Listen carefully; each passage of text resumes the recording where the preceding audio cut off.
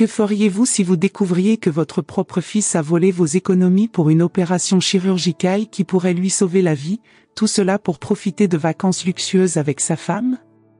Aujourd'hui, à 63 ans, assis dans ce petit appartement de Montmartre, à Paris, avec vue sur les toits de tôle qui ont tant inspiré les peintres impressionnistes, je réalise que la plus grande douleur ne vient pas de la maladie qui me ronge le corps, mais de la blessure que mon propre fils Michel a ouverte dans mon cœur.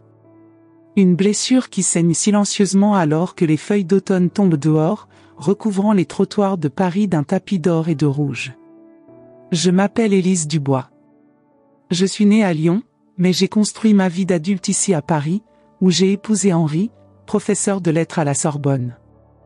Nous n'avons eu qu'un seul fils, Michel, qui dès son plus jeune âge a été le centre de notre univers.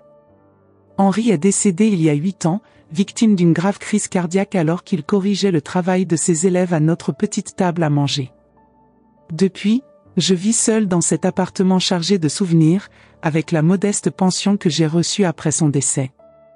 La solitude ne m'a jamais autant effrayé que la découverte que j'ai faite il y a 3 semaines. Mais laissez-moi vous le dire dès le début, car comprendre le chemin que j'ai emprunté est fondamental pour comprendre la profondeur de cette trahison.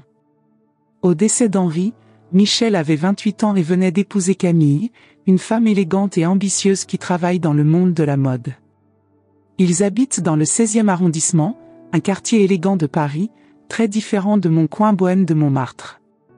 J'ai toujours remarqué un certain mépris dans le regard de Camille lorsqu'elle venait dans mon appartement, ce qui arrivait rarement, généralement lors des anniversaires ou de Noël, lorsque Michel l'amenait presque de force. Après la mort d'Henri, j'ai économisé chaque centime possible. J'ai travaillé comme traductrice indépendante d'anglais et d'espagnol pour compléter ma pension, et j'ai également donné des cours particuliers de piano aux enfants du quartier. Je vivais simplement, en pensant à l'avenir, sachant que l'âge apporterait ses complications. Et j'avais raison. Il y a 6 mois, j'ai commencé à ressentir de terribles douleurs dans le bas du dos. Je l'ai d'abord ignoré, l'attribuant à la fatigue et à l'âge. Mais quand je me suis réveillé un matin, incapable de sortir du lit, la réalité m'a frappé durement. Après plusieurs examens, le diagnostic a été posé, j'avais besoin d'une intervention chirurgicale à la colonne vertébrale pour retirer une hernie discale qui comprimait mes nerfs et qui, si elle n'était pas traitée, pouvait me laisser paralysé.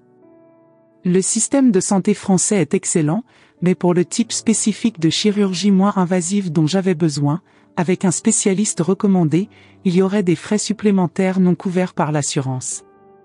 Il me faudrait 15 000 €, soit la quasi-totalité de mes économies.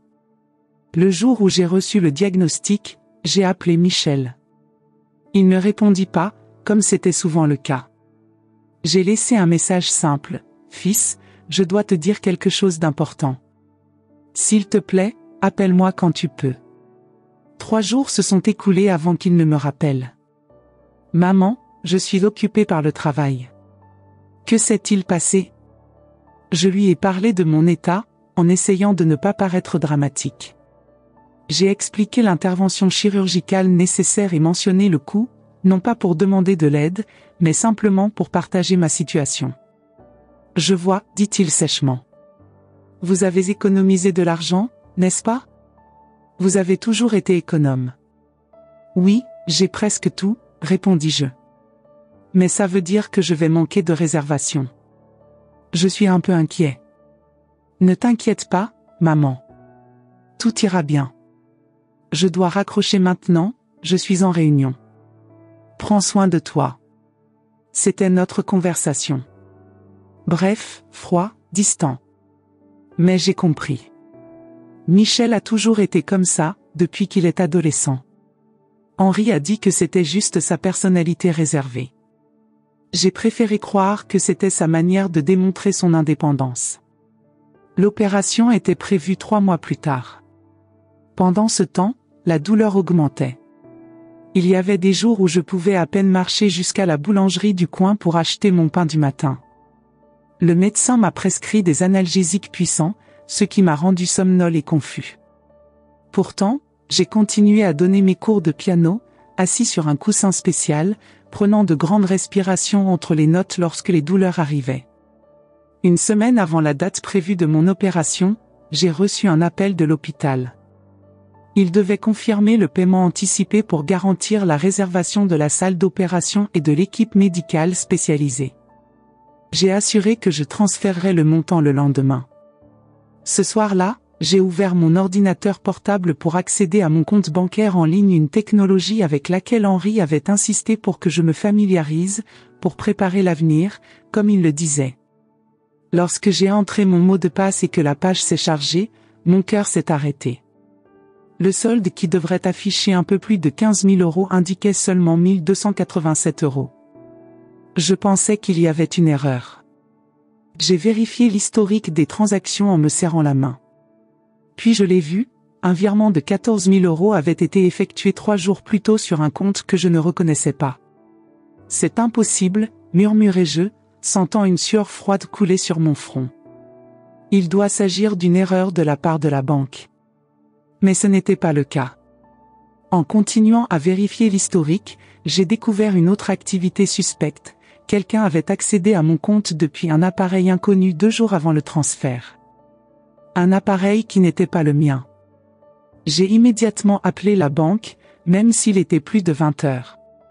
Après avoir passé plusieurs contrôles de sécurité et expliqué la situation, le préposé m'a informé que le transfert avait été autorisé avec mon mot de passe. Il n'y a pas eu d'invasion extérieure. Quelqu'un qui avait accès à mes informations d'identification avait effectué le transfert. Nous pouvons ouvrir une enquête, Madame Dubois, mais je dois vous prévenir que puisque le transfert a été autorisé avec vos identifiants, il peut être difficile de qualifier cela de fraude. Avez-vous partagé votre mot de passe avec qui que ce soit? Mon cœur se serra. Une seule personne à part moi connaissait mon mot de passe, Michel. Je l'avais partagé avec lui il y a quelques années lors d'une chute et d'une hospitalisation de quelques jours. Pour les urgences, avais-je dit. Non, répondis-je avec hésitation. Je ne l'ai partagé avec personne. C'était un mensonge. Mais j'avais besoin de comprendre ce qui s'était passé avant d'accuser mon propre fils. Le lendemain matin, j'ai essayé d'appeler Michel. Aucune réponse. J'ai envoyé des messages. Rien. Jusqu'à midi, je reçois un SMS. Je suis occupé par le travail, maman. Je te parlerai la semaine prochaine. C'était comme une gifle. Il le savait. Il savait ce qu'il avait fait et il m'évitait. Mais j'avais besoin d'une confirmation. Quelque chose en moi, peut-être l'amour maternel qui refuse de mourir même face à la pire trahison, cherchait encore une explication raisonnable. Avec difficulté, j'ai pris le métro jusqu'au cabinet d'avocat où Michel travaille comme conseiller juridique. La réceptionniste, une jeune femme sympathique, m'a informé que Michel n'était pas là. Il est en vacances cette semaine et la semaine prochaine, madame. Il est parti hier avec sa femme pour les Maldives. Une merveilleuse destination, vous ne trouvez pas? Le sol semblait s'ouvrir sous mes pieds. Les Maldives. Le rêve devenu réalité de Camille, qui parlait toujours du besoin d'un véritable paradis tropical. Michel avait mentionné il y a des mois qu'elle insistait pour ce voyage, mais qu'il n'en avait pas les moyens pour le moment. Maintenant, il le pourrait. Avec l'argent de mon opération. J'ai somnambulé jusqu'à chez moi, endurant des maux de dos qui semblaient désormais insignifiants comparés à la douleur dans mon cœur. En rentrant chez moi, je suis tombé sur le canapé et, pour la première fois depuis la mort d'Henri, j'ai pleuré de manière incontrôlable. Ce n'étaient pas des larmes silencieuses de nostalgie, mais de profonds sanglots d'incrédulité et de trahison. Comment mon propre fils a-t-il pu me faire ça? Quand j'ai finalement réussi à me calmer, j'ai commencé à analyser mes options. L'opération était prévue dans 6 jours. J'avais un peu plus de 1 000 € sur mon compte. L'hôpital a exigé un paiement anticipé d'au moins 12 000 €. Il n'y avait aucun moyen d'obtenir cet argent rapidement. J'ai appelé l'hôpital et expliqué que je devrais reporter l'opération. Le préposé m'a informé que le prochain rendez-vous disponible avec ce spécialiste serait dans 4 mois. J'acceptai, sentant le poids de cette attente s'ajouter à la douleur physique qui me tourmentait déjà. Que ferais-je pendant ce temps? Comment confronteriez-vous Michel à son retour? Et comment pourrais-je à nouveau réunir les fonds nécessaires à mon opération? J'étais seule avec ma douleur à la fois physique et émotionnelle. La trahison de mon fils, la seule famille qui me restait, ressemblait à un cauchemar dont je ne pouvais pas me réveiller. Et le pire, ce n'était que le début d'un voyage que je n'aurais jamais imaginé devoir parcourir à 63 ans. En m'écoutant maintenant, avez-vous déjà donné votre cœur et vos économies à quelqu'un qui était censé vous protéger, pour ensuite découvrir la trahison? Mon propre fils a volé l'argent de mon opération pour emmener sa femme en vacances de luxe. Mais que se passera-t-il ensuite? Oh, cela changera complètement votre vision de la force féminine, du pardon et des nouveaux départs à notre âge. Abonnez-vous à la chaîne maintenant pour découvrir les secrets que chaque femme de plus de 50 ans a besoin d'entendre. Mon histoire révélera encore des vérités qui toucheront profondément votre cœur. 15 jours s'écoulèrent lentement, chacun marqué par des douleurs de plus en plus intenses. Les analgésiques n'étaient plus aussi efficaces qu'avant et j'ai dû annuler les cours de piano, ma principale source de revenus supplémentaires. J'étais coincé dans un cycle cruel, pas d'argent pour l'opération, avec une douleur qui m'empêchait de travailler pour économiser cet argent. Je savais que Michel et Camille reviendraient des Maldives aujourd'hui. Durant ces 15 jours, j'ai planifié des dizaines de fois ce que je lui dirais, oscillant entre fureur incontrôlable et supplication désespérée. En fin de compte, j'ai décidé que je devais lui faire face personnellement, le regarder dans les yeux alors qu'il essayait de justifier l'injustifiable. À 18h, j'ai pris un taxi jusqu'à leur appartement dans le 16e arrondissement, une dépense que je ne pouvais pas me permettre, mais mon dos ne supportait pas le métro ce jour-là. L'élégant immeuble, avec sa façade haussmannienne impeccable, m'a toujours un peu intimidé. Le portier me connaissait et, avec un sourire poli, me laissa monter sans annoncer ma visite. Au 4e étage, je me suis arrêté devant la porte et j'ai pris une profonde inspiration avant de sonner à la porte. J'entendais des voix excitées de l'autre côté, des rires, des tintements de verre. Il faisait la fête. C'est Camille qui a répondu, son visage bronzé contrastant avec une robe blanche impeccable. Son sourire disparut instantanément lorsqu'il me vit. « Élise, dit-elle, ne m'ayant jamais appelée madame ou belle-mère, comme cela serait traditionnel dans la culture française. Nous n'attendions pas de visiteurs aujourd'hui. J'ai besoin de parler à mon fils, répondis-je, gardant ma voix ferme malgré le tremblement interne que je ressentais. Camille hésita un instant, puis ouvrit plus grand la porte. L'appartement était impeccable comme toujours, décoré de pièces de créateurs coûteuses qui contrastaient avec la simplicité de ma petite maison à Montmartre. Il y avait une bouteille de champagne ouverte sur la table basse et 2 verres à moitié vides. Michel sortit de la cuisine, tenant une assiette de fromage fin. Dès qu'il m'a vu, son expression a changé. Ce n'était ni une surprise, ni une gêne. C'était une irritation. « Maman, dit-il en posant l'assiette sur la table. Pourquoi n'as-tu pas appelé avant de venir? Voudriez-vous répondre? Ai-je demandé, sentant la colère monter en moi. Alors, comment avez-vous répondu à mes appels et mes SMS au cours des 2 dernières semaines? Michel échangea un rapide regard avec Camille, qui marmonna quelque chose à propos de « vérifier les sacs » et disparut dans le couloir qui menait aux chambres. Nous étions en vacances, maman.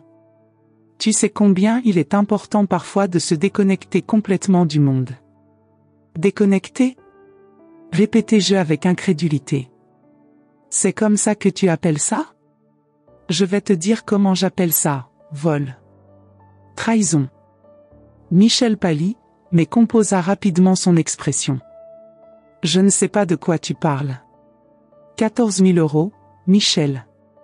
Viré de mon compte vert, où? À l'agence de voyage? Au resort aux Maldives? Ma voix tremblait maintenant, non pas de peur, mais d'indignation. L'argent de ma chirurgie. L'argent que j'ai économisé pendant des années. Il ne l'a pas immédiatement nié, ce qui était la première véritable confirmation de sa culpabilité. Au lieu de cela, il s'est dirigé vers l'élégant bar dans un coin de la pièce et s'est servi un verre de whisky, sans rien m'offrir. Tu es confuse, maman. Peut-être ton âge, peut-être les médicaments que tu prends. N'ose pas, l'interrompis-je, ma voix plus forte que je ne l'avais prévu. N'ose pas me traiter comme une vieille femme sénile. Tu as accédé à mon compte. Tu as transféré mon argent. Tu savais à quoi servait cet argent et tu l'as quand même pris pour emmener ta femme dans un complexe de luxe. Michel but une longue gorgée avant de répondre. Lorsqu'il parla enfin, sa voix était calme et calculée, la voix de l'avocat qu'il était. Techniquement, maman, tu m'as donné accès à ton compte. Tu m'as volontairement partagé ton mot de passe. Et quant à l'argent, je l'ai considéré comme une avance sur mon héritage. La froideur de ces paroles m'a frappé comme un coup de poing dans le ventre. Patrimoine ? Parlait-il d'héritage alors que j'étais encore en vie ? Votre héritage ? Répétai-je, incapable de comprendre pleinement la cruauté derrière ces mots. Oui, continua-t-il, se promenant maintenant dans la pièce avec le verre à la main. J'ai soutenu ce style de vie, cet appartement, les attentes sociales associées à mon poste de bureau, tout cela coûte de l'argent, maman. De l'argent, je n'en ai pas encore en abondance. Camille méritait ses vacances. Je les méritais. Et est-ce que je mérite de souffrir ? Est-ce que je mérite de reporter une opération qui pourrait me laisser paralysée si elle n'est pas effectuée à temps ? Il haussa les épaules, un geste désinvolte qui contrastait absurdement avec la gravité de la situation. Le système de santé publique peut prendre soin de vous. Peut-être que ce ne sera pas le médecin renommé que vous souhaitiez, peut-être que la guérison prendra plus de temps, mais vous survivrez. À ce moment-là, en regardant l'homme devant moi, je n'ai pas reconnu mon fils. Où était ce garçon qu'Henri et moi avons élevé avec tant d'amour ? Qui lisait de la poésie avec moi le soir et m'apportait des petits bouquets de fleurs sauvages qu'il cueillait sur le chemin de l'école ? Tu as tellement changé, murmurai-je, plus pour moi que pour lui. Non, maman, répondit-il en posant le verre vide sur la table. Je viens de grandir. J'ai appris comment le monde fonctionne réellement. On ne peut pas tous vivre dans un appartement nostalgique à Montmartre, en prétendant que la vie est comme les romans que papa aimait. Ton père serait dévasté de voir ce que tu es devenu. Dès que les mots ont quitté ma bouche, j'ai vu un éclair de quelque chose dans ses yeux, de la culpabilité. Douleur ? Mais il a rapidement disparu. Père est mort, dit-il froidement. Et nous, les vivants, devons avancer. Camille réapparut dans le couloir, ayant visiblement entendu une partie de la conversation. Il y avait une expression étrange sur son visage, pas exactement du remords, mais quelque chose proche de l'inconfort. Michel, dit-elle doucement. Peut-être que nous devrions. Il n'y a rien à discuter, l'interrompit-il. Ma mère est bouleversée parce que j'ai utilisé de l'argent qui, de toute façon, aurait été le mien un jour. C'était pour mon opération, répétai-je, me sentant soudain épuisé. La douleur dans son dos était désormais intense, amplifiée par le stress émotionnel. Et il ne s'agit pas de l'argent en lui-même, Michel. Il s'agit de ce que cela signifie. Il s'agit du fait que tu choisis consciemment de me faire du mal pour ton propre plaisir. L'espace d'un instant, j'ai cru voir une faille dans son armure d'indifférence. Mais ensuite il regarda l'élégante montre à son poignet, un cadeau d'Henri lorsqu'il obtint son diplôme de droit, et soupira. J'ai un dîner d'affaires dans 1 heure, maman. Je ne peux pas continuer cette conversation pour le moment. Les larmes que j'avais réprimées tout au long de la visite ont finalement commencé à couler. Ce n'étaient pas des larmes de tristesse, mais une prise de conscience profonde et douloureuse. J'avais perdu mon fils bien avant ce moment. Peut-être que je ne l'avais jamais vraiment rencontré. Je pars, dis-je en me tournant vers la porte. Mais d'abord, j'ai besoin que tu saches 2 choses. Premièrement, ne t'attends pas à ce que j'oublie ou pardonne facilement ce que tu as fait. Deuxièmement, malgré tout, je t'aime toujours. Je t'aimerai probablement toujours. Et ça, mon fils, c'est ce qui rend ta trahison encore plus douloureuse. Je me dirigeai vers la porte, chaque pas envoyant des vagues de douleur dans ma colonne vertébrale. Michel n'a pas bougé pour m'aider et n'a rien dit d'autre. C'est Camille qui, étonnamment, c'est avancé. Attends, dit-elle en ramassant son sac sur la console. Il a sorti un portefeuille, à mon grand étonnement, a sorti plusieurs billets. Prends ça. Ce n'est pas grand-chose, mais ça pourrait t'aider avec les taxis et les médicaments. J'ai regardé les factures, probablement quelques centaines de dollars, et j'ai ressenti une vague d'humiliation. Est-ce ce que j'étais devenue? Une vieille femme pathétique recevant des aumônes de sa belle-fille qui m'a toujours méprisée? Non, merci, répondis-je en redressant mes épaules malgré la douleur. J'ai toujours ma fierté, même si tu as pris presque tout le reste. J'ai quitté l'appartement sans me retourner, certain que quelque chose était mort en moi cette nuit-là. Mais, paradoxalement, quelque chose était aussi né, une farouche détermination à ne pas me laisser détruire par cette trahison. Alors que le taxi me ramenait à Montmartre, les lumières de Paris scintillant le long de la Seine comme des bijoux sur un collier, j'ai commencé à réfléchir à ce que je ferais ensuite. Les options étaient limitées, mais j'avais quand même quelque chose que Michel et Camille, avec tout leur argent et leur confort matériel, n'auraient jamais, de vrais amis, de véritables liens humains construits au fil des décennies. Et c'est dans ces relations que je trouverai non seulement une aide pratique, mais aussi la force d'affronter les mois à venir. Parce que malgré la trahison de mon fils, j'avais encore une vie pour laquelle me battre. J'avais encore une opération à effectuer. J'avais encore un avenir aussi incertain qu'il paraisse à l'époque. Le lendemain de la confrontation avec Michel, je me suis réveillé le dos si raide qu'il m'a fallu près de 20 minutes pour me lever du lit. Les larmes de la veille avaient séché, ne laissant qu'une résolution silencieuse, je devais trouver une solution, avec ou sans l'aide de mon fils. Après avoir pris mes analgésiques avec un café amer, j'ai appelé Simone, mon amie de longue date qui habite à quelques pâtés de maison. Simone, veuve comme moi, avait été professeure d'histoire dans la même école où Henri enseignait la littérature. Notre amitié, forgée il y a plus de 30 ans, était l'un des rares trésors que je possédais encore. Élise, ma chérie, résonnait sa voix chaleureuse au téléphone. Je pensais à toi hier. Comment va ton dos? Je lui ai tout raconté, l'opération chirurgicale nécessaire, l'argent volé, la confrontation avec Michel. Son indignation était palpable même au téléphone. Mon Dieu, comment pourrait-il? Son propre fils, s'exclama-t-il. Viens déjeuner avec moi aujourd'hui. Je n'accepterai pas un non comme réponse. Quelques heures plus tard, assise au bureau de Simone dans son petit appartement rempli de livres et de souvenirs de ses voyages à travers le monde, j'ai partagé mes craintes les plus profondes. Je ne sais pas comment je vais récupérer l'argent, Simone. Mes cours de piano sont suspendus à cause de la douleur. La traduction est de plus en plus difficile avec les analgésiques qui me rendent confus. Simone écoutait attentivement pendant qu'elle servait une soupe à l'oignon fumant, un simple réconfort par une froide journée d'automne parisienne. Quand j'ai fini, elle a pris mes mains dans les siennes. Élise, tu te souviens de Claude Moreau? Le nom lui était vaguement familier. Le professeur de musique qui a pris sa retraite quelques années avant Henri? Exactement. Il a fondé une petite école de musique à Belleville après sa retraite.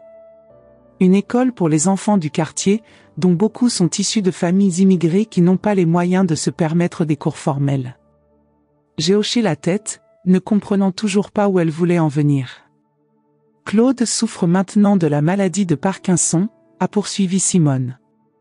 Il peut toujours superviser l'école, mais il ne peut plus enseigner.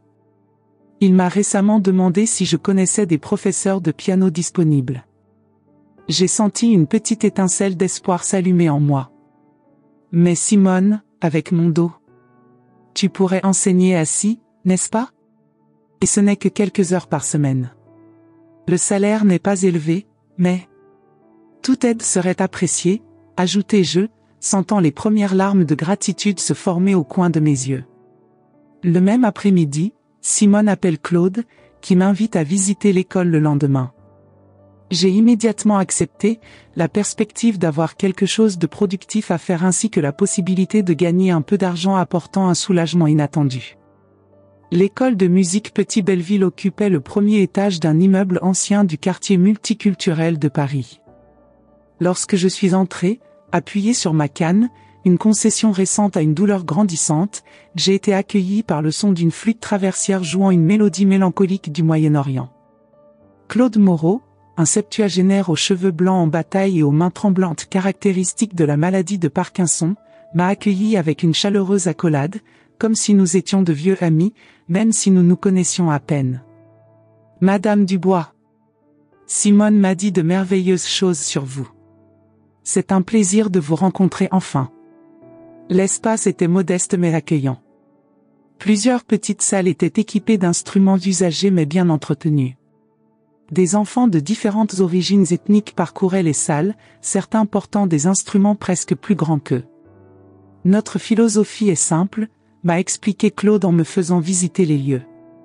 Nous pensons que chaque enfant mérite la chance de s'exprimer à travers la musique, quelle que soit la situation financière de sa famille. Nous facturons ce que les parents peuvent se permettre parfois rien et le complétons par des dons et des spectacles caritatifs occasionnels. Mon cœur a été réchauffé par ce projet. C'était exactement le genre d'initiative qu'Henri aurait adoré. « Mais comment fais-tu pour suivre ?» j'ai demandé. Claude sourit, les yeux brillants malgré les tremblements qui secouaient son corps. « Avec passion et débrouillardise, madame. Avec passion et ingéniosité. Et de généreux bienfaiteurs qui croient en notre travail. » Il m'a emmené dans une pièce avec un piano vieux mais bien réglé. « Nous avons besoin de quelqu'un pour enseigner les bases du piano 2 fois par semaine, le mardi et le jeudi après-midi. Nous avons actuellement 12 élèves, en cours de 30 minutes. Le salaire n'est pas élevé, mais... » Ce serait un plaisir, l'interrompis-je, sentant déjà mon moral remonter à la possibilité de faire à nouveau quelque chose de significatif. « Quand puis-je commencer ? Et demain ? » demanda-t-il avec un sourire. Et ainsi, presque sans m'en rendre compte, j'ai commencé un nouveau chapitre de ma vie. Les cours à l'école de musique Petit Belleville sont rapidement devenus le moment fort de ma semaine. L'énergie des enfants, leur enthousiasme sans prétention pour la musique, leur sourire lorsqu'ils parvenaient à jouer correctement une mélodie simple, tout cela était un baume pour mon âme blessée. Le paiement, comme Claude l'avait prévenu, n'était pas élevé à environ 300 € par mois. Loin de ce dont j'avais besoin pour une opération. Mais c'était un début, plus important encore, une raison de se lever le matin lorsque la douleur était insupportable. C'est lors de ma 3e semaine d'école que j'ai rencontré Nadia, une jeune Syrienne de 11 ans aux grands yeux expressifs qui révélait une maturité au-delà de son âge. Ses doigts fins glissèrent sur le clavier avec une intuition naturelle qui me surprit. « As-tu déjà joué du piano, Nadia ?» j'ai demandé après qu'elle ait parfaitement exécuté un exercice que je venais d'enseigner. Elle secoua la tête. « Non, madame. À Alep, avant la guerre, je voulais apprendre le violon. Mais ensuite nous avons dû fuir. » Sa simplicité à parler d'une expérience aussi traumatisante m'a laissé un instant sans voix. J'ai mentalement comparé mes difficultés avec ce que cette petite fille avait déjà affronté au cours de sa courte vie. « Eh bien, tu as un talent naturel, dit-il finalement. Avec de la pratique, on peut devenir un pianiste exceptionnel. » Son visage s'éclaira d'un sourire qui transforma complètement son expression sérieuse. « Vraiment, madame ? Mon père sera très heureux d'entendre ça. » Dans les jours qui ont suivi, j'ai rencontré le père de Nadia, Amin Farsi, un homme gentil d'une 40aine d'années qui venait toujours chercher sa fille après l'école. Il était médecin à Alep, mais en France il travaillait comme assistant dans une pharmacie tout en essayant de revalider son diplôme. « La musique est très importante pour Nadia », m'a-t-il dit un jour, alors que nous attendions que sa fille range ses partitions.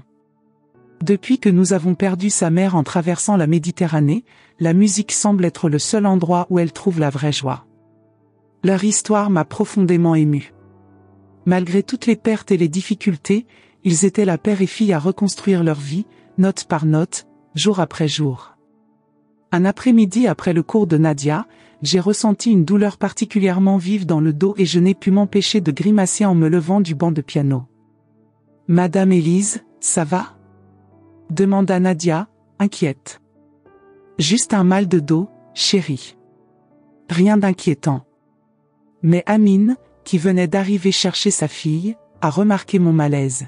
« Je suis désolée de vous déranger, madame, mais quel genre de problème de dos avez-vous » J'ai hésité brièvement, puis je lui ai parlé de ma hernie discale et de l'opération reportée.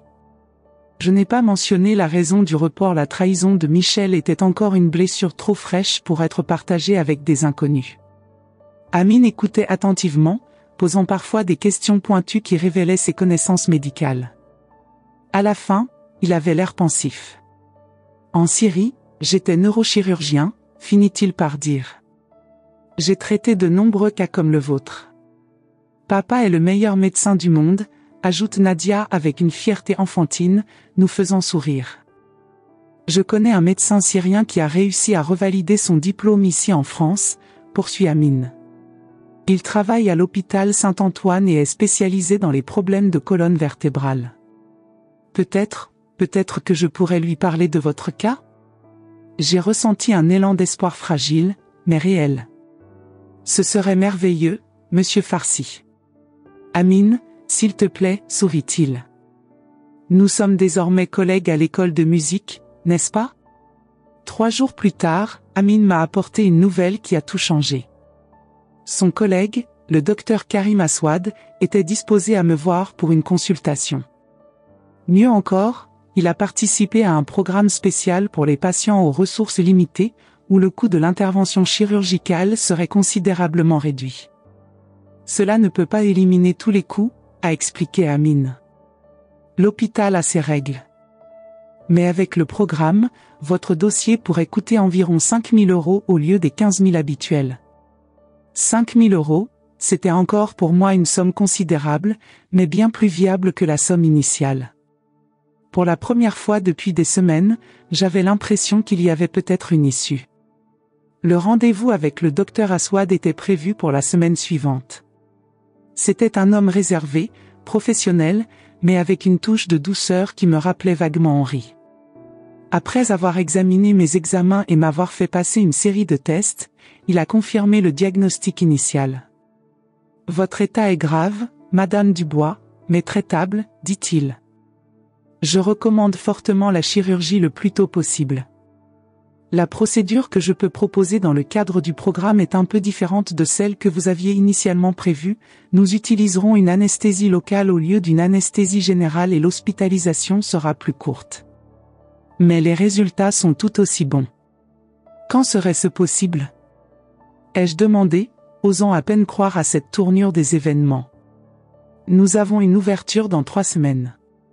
Est-ce que cela vous suffit pour organiser le paiement ? 3 semaines pour toucher 5 000 €.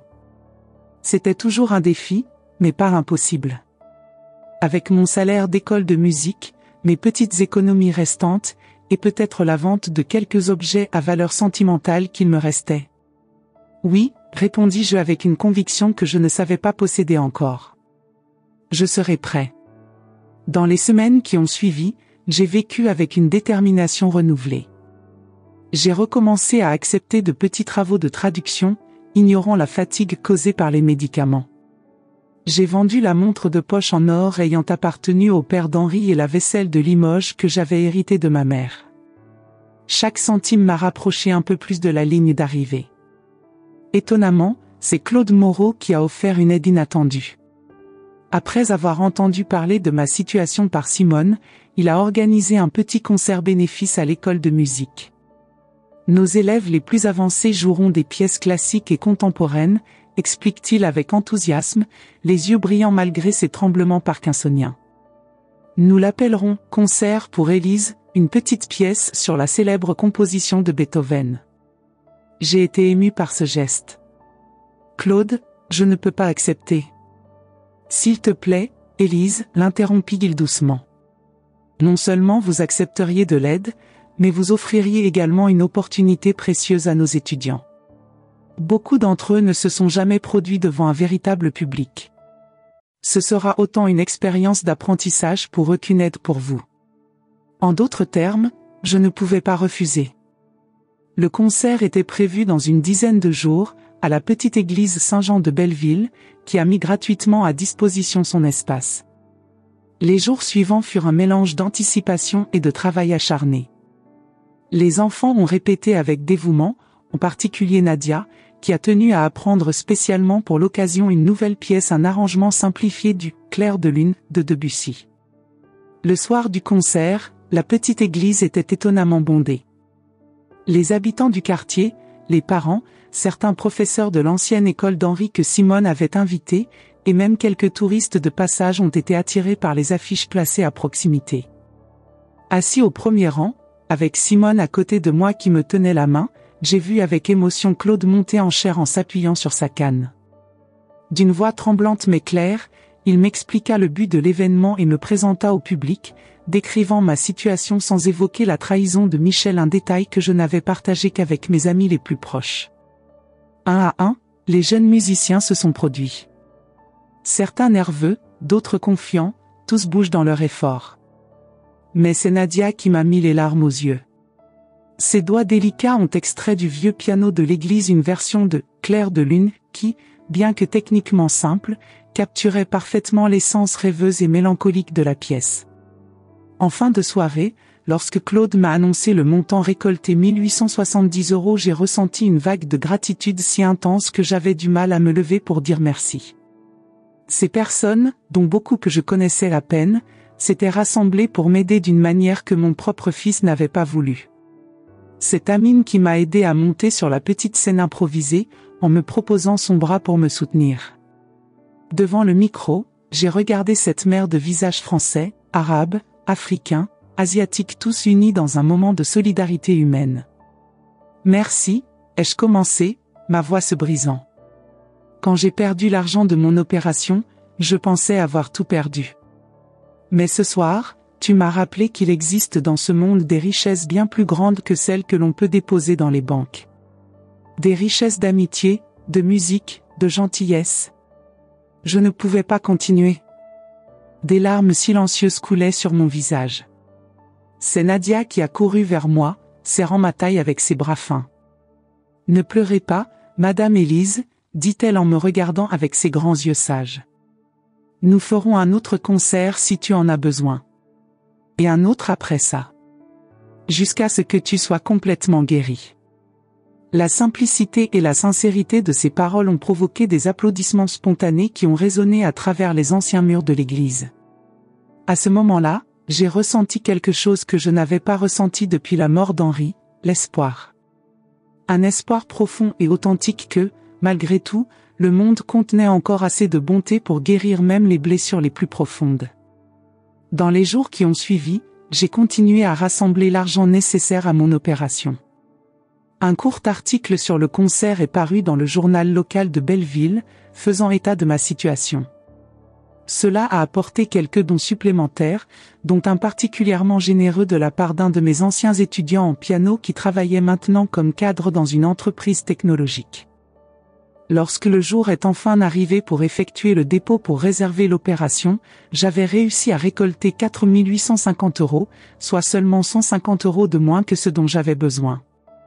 J'étais sur le point d'appeler le docteur Aswad pour lui demander si je pouvais payer le reste après l'opération lorsque j'ai reçu une visite inattendue. C'était un après-midi pluvieux de novembre, typique de Paris à cette époque de l'année. J'étais en train de corriger les notes de certains de mes élèves quand la sonnette a retenti. Quand j'ai ouvert la porte, je n'arrivais presque pas à croire qui était là. Camille, la femme de Michel, complètement trempée par la pluie, sans parapluie. « Puis-je entrer ?» demanda-t-elle, son air habituel de supériorité remplacé par quelque chose qui semblait presque « honte ». J'ai hésité un moment, puis je me suis écarté pour la laisser passer. Camille entra, enlevant son manteau mouillé. Elle avait l'air nerveuse, quelque chose que je n'avais jamais vu chez elle auparavant. « Michel ne sait pas que je suis là », dit-elle rapidement, comme si elle voulait que ce soit clair dès le début. « En fait, il me tuerait s'il le savait. »« Pourquoi es-tu venu alors ?» ai-je demandé en lui indiquant de s'asseoir. Camille restait debout, tripotant nerveusement son précieux sac à main. J'ai beaucoup réfléchi à ce qui s'est passé. Ce que Michel a fait avec l'argent de son opération. « Vous l'avez tous les deux fait ?» corrigeai-je doucement. Elle hocha la tête, acceptant l'accusation. Oui. Nous deux. Elle inspira profondément avant de continuer. Je ne vais pas mentir et dire que je n'ai pas apprécié les vacances, ou que je ne savais pas d'où venait l'argent. C'est vrai. Et, à ce moment-là, je me suis convaincu que c'était justifiable, que d'une manière ou d'une autre Michel le méritait. Elle s'arrêta, semblant chercher les mots justes. Qu'est-ce qui a changé? J'ai demandé. J'ai rendu visite à ma propre mère le week-end dernier. Elle a 68 ans et on a récemment diagnostiqué une ostéoporose avancée. Alors que je la regardais lutter pour monter les escaliers, tout ce à quoi je pensais était, et si quelqu'un lui faisait ce que nous vous avons fait? Et si quelqu'un la laissait souffrir alors qu'elle avait besoin d'aide? Camille finit par s'asseoir, l'air soudain épuisé. Je ne vous demande pas pardon, Madame Dubois. Ce que nous avons fait était impardonnable. Je suis ici parce que je dois au moins essayer de réparer une partie du mal que nous avons causé. Elle ouvrit son sac et en sortit une enveloppe. Voici 5 000 €. Je sais que ce n'est pas tout ce que Michel a pris, mais c'est ce que j'ai réussi à rassembler à son insu. J'ai vendu des bijoux qu'il m'avait donnés ironiquement, certains achetés pendant notre voyage.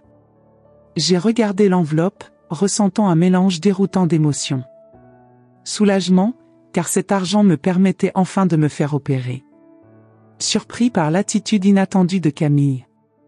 Mais aussi une profonde tristesse du fait que mon propre fils soit resté indifférent à tout cela. Merci, dit-elle finalement en acceptant l'enveloppe. Ça veut dire beaucoup. Ne me remercie pas, répondit-elle en se levant. J'essaie juste de mieux dormir la nuit. Elle hésite avant de poursuivre, Michel a beaucoup changé ces dernières années. Le cabinet d'avocat où il travaille, la culture y est toxique. Tout tourne autour du statut, de l'argent, des apparences. Petit à petit, il est devenu quelqu'un que je reconnais à peine parfois. Cela ne justifie pas ce qu'il a fait, répondis-je. Non, ce n'est pas le cas. Rien ne le justifie. J'essaie juste de comprendre comment nous en sommes arrivés là. Elle ramassa son manteau encore mouillé. Je dois y aller avant qu'il ne remarque que je suis partie. Alors qu'elle se dirigeait vers la porte, une question m'est venue. Camille, tu vas lui parler de ça? Elle s'arrêta, réfléchissant à la question. Je ne sais pas. Peut-être un jour, quand je pense qu'il sera prêt à écouter. Ou peut-être jamais. Il est préférable de garder certaines choses silencieuses. Après son départ, je me suis assis en regardant l'enveloppe dans mes mains. L'argent résoudrait mon problème immédiat, mais il ne guérirait pas la blessure laissée par la trahison de Michel. Pourtant, le geste inattendu de Camille a montré que même dans les situations les plus sombres, la rédemption était possible. Le lendemain matin, j'ai appelé le docteur Aswad et j'ai confirmé mon opération. Avec l'argent récolté lors du concert, les petits dons que j'ai reçus, et maintenant la contribution de Camille, j'avais largement de quoi couvrir tous les frais. L'opération était prévue pour le lundi suivant. Dans les jours qui ont précédé l'intervention, j'ai été entouré d'un soutien auquel je ne m'attendais pas. Simone m'a proposé de rester avec moi pendant les premiers jours de convalescence. Claude a organisé une rotation entre les autres professeurs de l'école de musique afin que mes cours soient assurés pendant mon absence. Amine m'a donné de précieux conseils sur ce qui m'attendait avant et après l'opération, et Nadia m'a apporté un petit talisman, une pierre lisse qu'il a trouvée au bord de la Seine, pour porter chance. La veille de l'opération, regardant par la fenêtre de mon appartement les lumières de Paris scintillantes dans une légère bruine, je réfléchissais au cheminement inattendu que j'avais fait depuis cette terrible nuit où j'avais découvert le vol de Michel. Un voyage douloureux, certes, mais aussi transformateur. J'ai réalisé que pendant des années après la mort d'Henri, j'étais devenu de plus en plus isolé, vivant dans une bulle où Michel était mon seul véritable lien avec le monde. Sa trahison, bien que dévastatrice, m'avait forcé à sortir de cette bulle, à chercher et à trouver de nouvelles connexions, à redécouvrir une communauté dont je ne soupçonnais même pas l'existence autour de moi.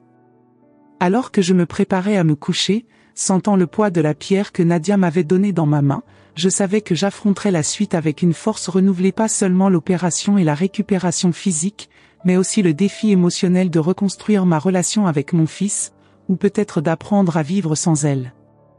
L'opération s'est déroulée sans complications. Je me suis réveillée de l'anesthésie en me sentant désorientée, mais avec la présence réconfortante de Simone à mes côtés. Le docteur Aswad est apparu brièvement pour rapporter que tout s'était bien passé et qu'avec une thérapie physique appropriée, je pouvais m'attendre à un rétablissement presque complet. Les journées à l'hôpital passèrent lentement. La douleur post-opératoire était intense, mais différente de ce que je ressentais auparavant. Il s'agissait d'une douleur de guérison et non d'une douleur de détérioration. Je recevais des visiteurs quotidiens, Simone apportait des livres et des nouvelles du quartier, Claude est apparu avec des histoires drôles sur les étudiants de l'école de musique, Amine venait brièvement après son service à la pharmacie, apportant des petites friandises syriennes préparées par sa sœur. Et Nadia, ma petite pianiste syrienne, venait le week-end, assise sur la chaise à côté du lit, pour me raconter ses cours, ses progrès au piano, ses découvertes dans ce pays qu'elle apprenait encore à appeler chez elle. Fait intéressant, c'est lors d'une des visites de Nadia qu'un événement inattendu s'est produit. C'était un dimanche ensoleillé, 2 semaines après mon opération. Je me sentais déjà mieux, capable de parcourir de courtes distances à pied avec l'aide d'un déambulateur. Nadia venait de me montrer comment ses mains pouvaient désormais atteindre une octave complète au piano, un développement important pour un pianiste en herbe lorsqu'on frappa à la porte de la chambre. « Entrez » ai-je appelé, pensant que c'était une infirmière. La porte s'ouvrit et Michel se tenait là. Mon fils, que je n'avais pas revu depuis cette terrible nuit dans son appartement. Il avait l'air différent, plus mince, avec de profonds cernes sous les yeux, son air de confiance habituel remplacé par quelque chose qui ressemblait à de la vulnérabilité.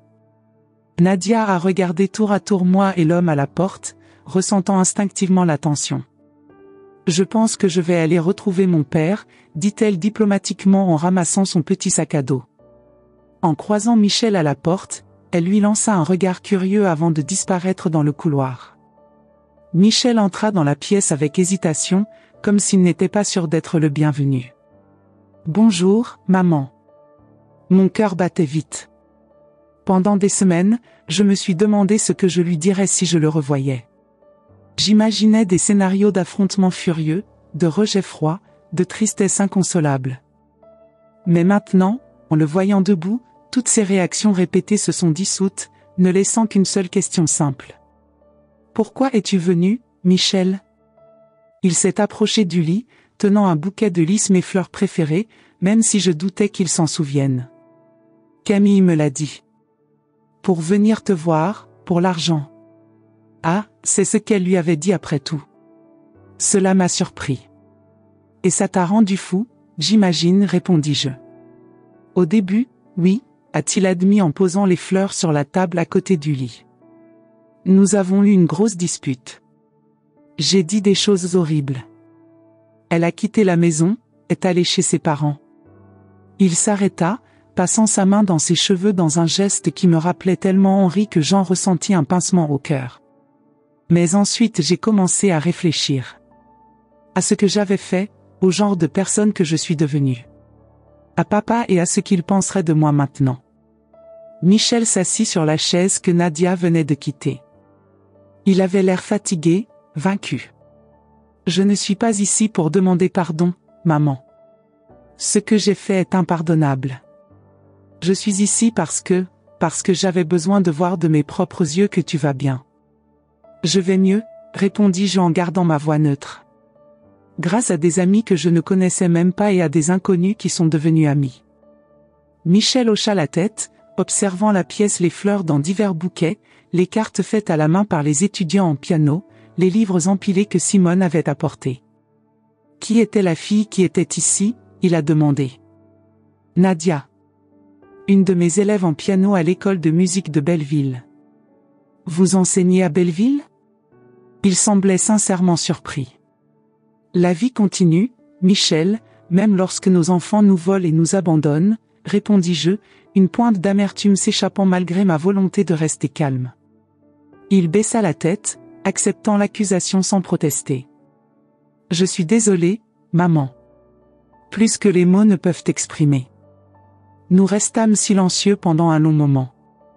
Par la fenêtre de l'hôpital, on apercevait un morceau du ciel parisien, bleu et clair en ce jour d'hiver. Finalement, j'ai pris une décision. Non pas pour la personne que Michel était devenu, mais pour l'enfant qu'il était autrefois. Pour le fils qu'Henri et moi aimons tant. Michel, je ne peux pas te promettre que j'oublierai un jour ce qui s'est passé. Certaines blessures laissent des cicatrices permanentes. Mais je peux te dire ceci, je suis prêt à essayer de construire quelque chose de nouveau, si toi aussi. Il m'a regardé, la surprise et l'espoir mêlés dans les yeux. Est-ce que tu me donnes une chance? Après tout ce que j'ai fait? Je nous donne une chance à tous les deux. De trouver une voie à suivre. Ce ne sera plus comme avant, ce n'est pas possible. Mais peut-être que nous pouvons trouver quelque chose de nouveau, quelque chose d'honnête. Michel ne put alors retenir ses larmes. C'était la première fois que je le voyais pleurer depuis la mort de son père. Je ne mérite pas ça. Ce n'est pas une question de le mériter, répondis-je, sentant mes propres larmes couler. Il s'agit de choisir de pardonner, non pas pour vous, mais pour moi. Parce que le ressentiment est un poison qui ronge d'abord ceux qui le portent. À ce moment-là, la porte s'ouvrit à nouveau et Nadia entra avec son père, Amine. Ils se sont arrêtés lorsqu'ils ont vu Michel pleurer à côté de mon lit. Désolé, dit Amine, prêt à partir. Nous reviendrons plus tard. Non, entrez s'il vous plaît, ai-je appelé. Michel, voici Amine Farsi et sa fille Nadia. C'est Amine qui m'a mis en contact avec le docteur Aswad. Michel se leva, essuya rapidement ses larmes et tendit la main vers Amine. Merci beaucoup d'avoir aidé ma mère. Je n'étais pas là quand elle avait le plus besoin de moi. La sincérité de sa voix sembla toucher Amine, qui lui serra fermement la main. Parfois, nous avons besoin de nous perdre avant de nous retrouver. Dans mon pays, nous avons un dicton, le chemin du retour peut être long, mais il est toujours là, point. Nadia, avec la sagesse particulière des enfants, regardait Michel avec curiosité. Es-tu le fils qui est allé aux Maldives? La question directe provoqua un moment de gêne, puis Michel éclata de rire, un rire triste mais sincère. Oui, c'est moi. Ce n'était pas l'une de mes meilleures décisions. Mon père dit que l'important n'est pas de ne jamais faire d'erreur, mais d'en tirer des leçons, répond simplement Nadia. Ton père est un homme sage, dit Michel en échangeant un regard complice avec Amine. Cette rencontre inattendue a marqué le début de ce qui allait être un voyage de reconstruction lent, parfois douloureux, mais constant. Dans les mois qui ont suivi ma sortie de l'hôpital, Michel a recommencé à faire partie de ma vie, pas de la même manière qu'avant, mais d'une manière nouvelle et plus authentique. Il venait me rendre visite régulièrement, d'abord seul, puis occasionnellement avec Camille, avec qui il s'était réconcilié après des semaines de séparation. Il s'est vraiment intéressé à mon rétablissement, m'accompagnant à certaines séances de physiothérapie, m'aidant dans des tâches qui étaient encore difficiles pour moi. Plus surprenant fut son intérêt pour l'école de musique du Petit Belleville. Après avoir entendu mes histoires sur les étudiants et les difficultés financières de l'école, il a proposé d'aider Claude pour les questions juridiques et administratives gratuitement. C'est le moins que je puisse faire, a-t-il expliqué lorsque j'ai remis en question sa motivation. Une façon de redonner non seulement à vous, mais à toutes ces personnes qui vous ont aidé lorsque j'ai échoué. Par une froide après-midi de mars, 4 mois après mon opération, Michel m'a invité à prendre un café dans une petite brasserie près de mon appartement. Je marchais désormais sans aide, avec juste une légère claudication qui, selon le docteur Aswad, diminuerait avec le temps. J'ai quelque chose à te dire, maman, dit Michel après que nous ayons commandé nos cafés. Tu as l'air sérieux. Est-ce que c'est quelque chose de grave? Non, sourit-il légèrement. Du moins, je l'espère. J'ai démissionné du cabinet d'avocat. Cela m'a pris par surprise. Michel avait bâti sa carrière dans ce prestigieux bureau pendant plus de 10 ans. Pourquoi? Parce que j'ai réalisé que je n'aimais pas la personne que je suis devenue là-bas. Toute l'attention portée à l'argent, au statut, à impressionner les bons clients, cela me rongeait lentement. Il but une gorgée de café avant de continuer. J'ai accepté un poste dans une organisation à but non lucratif qui fournit une assistance juridique aux réfugiés et aux immigrants. Le salaire est beaucoup plus bas, mais je dors mieux la nuit, a-t-il ajouté avec un sourire timide. Et Camille a été étonnamment favorable. Elle a dit qu'elle préférait un mari heureux au sac à main coûteux.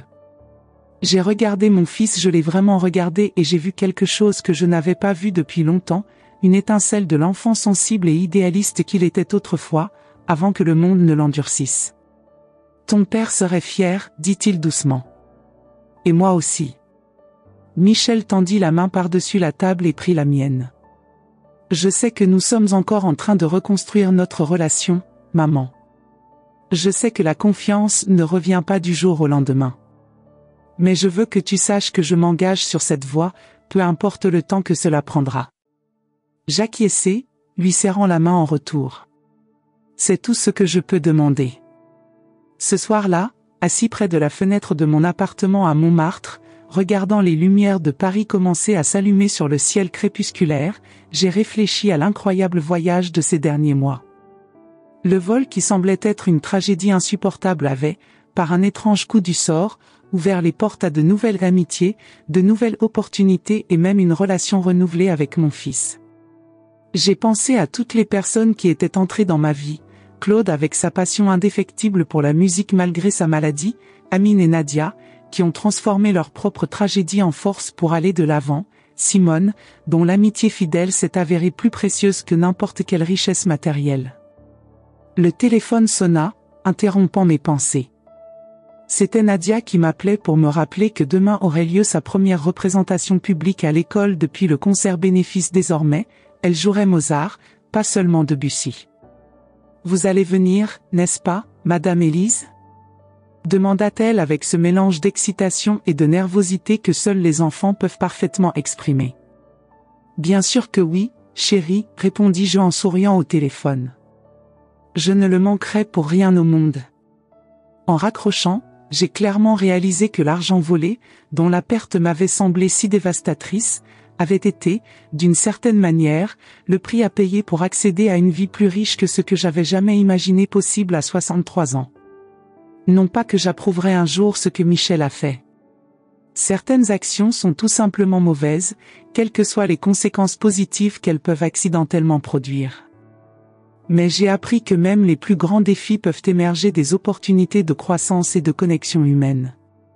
Le lendemain matin, alors que je me préparais à aller voir la prestation de Nadia, je reçois un message de Michel, « Puis-je te rencontrer à l'école de musique aujourd'hui ? J'aimerais assister à la prestation de ton élève. » J'ai souri en répondant, « Oui, bien sûr.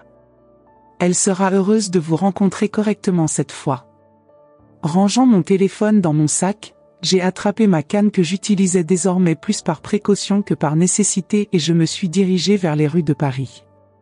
Le ciel était d'un bleu parfait et les premières fleurs printanières commençaient à apparaître dans les jardins de Montmartre. J'ai marché lentement, savourant l'absence de la douleur intense qui avait été mon compagnon constant pendant si longtemps. Chaque étape m'a rappelé que la guérison physique et émotionnelle était possible, même après les blessures les plus profondes. Parfois, les plus grandes trahisons peuvent conduire aux bénédictions les plus inattendues. Non pas parce que la trahison en elle-même est justifiable, mais parce que notre pouvoir de transformer la douleur en croissance est l'une des capacités humaines les plus extraordinaires. Alors que je descendais la colline en direction du métro qui me mènerait à Belleville, j'ai souri à l'idée que, d'une certaine manière, je devrais remercier mon fils d'avoir volé l'argent de ma chirurgie. Pas pour l'acte lui-même qui me faisait encore un pincement au cœur quand j'y pensais, mais pour ce qui a suivi, une vie plus remplie, plus connectée, ironiquement, plus riche que celle que j'avais vécue auparavant. Parce qu'au final, j'ai découvert que la vraie richesse ne résidait pas dans l'argent volé par Michel, mais dans les relations humaines qui s'épanouissaient au milieu des ruines de cette trahison. Et c'est une leçon qu'à 63 ans, j'étais profondément reconnaissant d'avoir apprise. Mon histoire touche à sa fin, mais peut-être que la vôtre commence tout juste à se transformer. Combien d'entre nous ont eu le cœur brisé par ceux qu'ils aiment, mais ont quand même trouvé la force de se remettre sur pied ? Les rides sur nos visages racontent des histoires de douleur, mais aussi de dépassement. Si ce voyage a touché votre âme, si une larme est tombée ou si vous vous êtes vu dans mes mots, partagez-le dans les commentaires. Chaque commentaire de votre part est un câlin que je reçois, une main qui tient la mienne. Abonnez-vous à la chaîne et marchez à mes côtés parce que nous, femmes mûres, ne sommes pas des branches qui se brisent dans la tempête, nous sommes des racines profondes qui soutiennent toute une vie. Découvrons ensemble la beauté qui existe après la douleur.